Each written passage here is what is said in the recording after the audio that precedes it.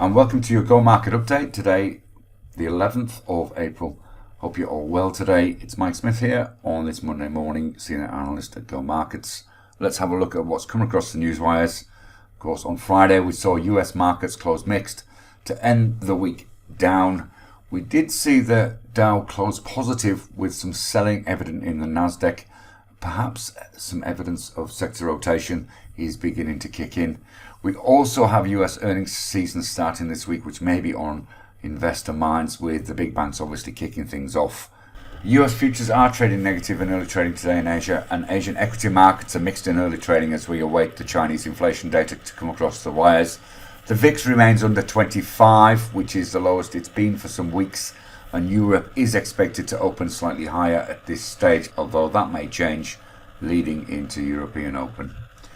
The US dollar index is still high, looking strong again this morning. There is a rejection of a move over 100 on Friday, but will be interesting to see whether we get a retest. Gold has popped higher upwards towards that 1950 resistance, and oil has tested and held $100 support, which again represents a low not seen for the last few weeks.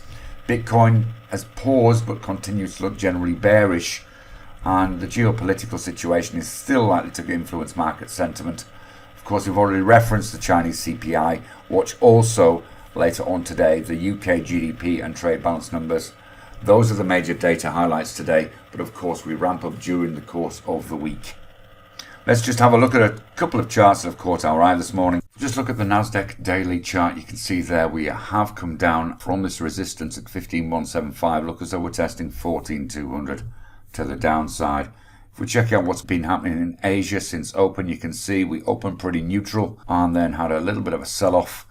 Look as though we're starting to recover a little bit, but yet to find a range, and there's that support that we referenced on the daily chart to keep an eye on. On the ASX, which is the only index at this stage that's to the upside in Asia, Nufarm have got our attention. You can see there that 638 resistance that we have been challenging over the last couple of weeks. We appear to have breached that to the upside, though this is not yet a compelling candle in the early part of the session, but nevertheless, this is a sector that's done pretty well over the last couple of months, as you can see from this chart. So this looks as though the market's deciding whether to continue this trend or otherwise. In the FX markets, we've got the GB pound yen looking interesting this morning. You can see how it's tested this resistance the last 3 days of last week, looking interesting again this morning, looking to break 162.28. We need to be patient with this. Still got a little bit of work to do. If we look at a 30-minute chart, you can see how this has been in a range for the last 2 trading sessions, and this is the action in Asia this morning. We did gap down, but look as though we're up for a move to re-challenge this resistance, so we'll want to keep an eye on later. Trade safe, and we'll see you again soon. Bye-bye for now.